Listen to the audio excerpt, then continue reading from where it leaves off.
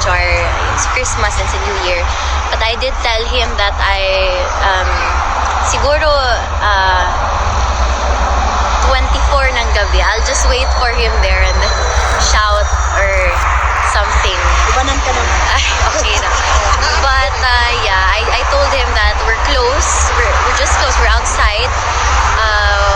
His family, Mira, my mother and I will be outside along with his Filipino supporters. Also, obviously, his foreigner supporters. Yeah. So, Gan, may mga mensahe ka ba sa mga supporters naman at saka lalo ikaw? So we've been here for 9 months na, no? Wow. And I arrived here December 19 in the morning, and then from my first day I saw how much support there was, and how all of you have kept up the faith in us, but most especially in him. So I would like to thank all of you. I would like to greet all of you a Merry Christmas and Happy New Year. Happy holidays to you all, and I hope you know how much this means to our family. How much it means seeing all the love, the support, the respect, and the admiration that you continuously give. So, see you in the next year. Yeah. Pwede mo bang ibahagi kung kumusta yung pagbisita mo ngayon kay Tatay Digong? I think today was better.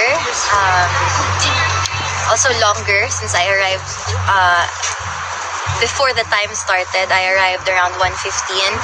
Better in a way also because it was less emotional. I mean, always the first visit, the most emotional talaga. So, today was good.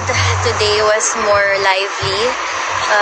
There was lots of talks, mostly about family, but he did ask news about the Philippines, of course, and Davao most of all. I updated him with some of the important news, and as usual, knowing him, he gave his opinions, he gave his thoughts about it, and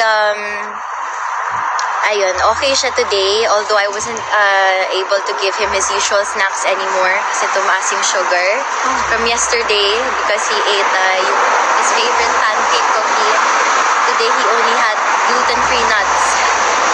So sabi ko, that's the only thing I can give you because we cannot risk spiking your sugar. So we had nuts and Coke Zero and Fanta, which is also sugar-free Fanta. It was good. He seemed okay.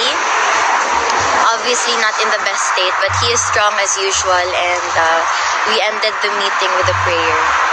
So, Gan, so may kaalaman ka ba na may celebration sa loob ng LCC ngayong 24? I do not know of any specific celebrations good. I was just told that the detainees inside do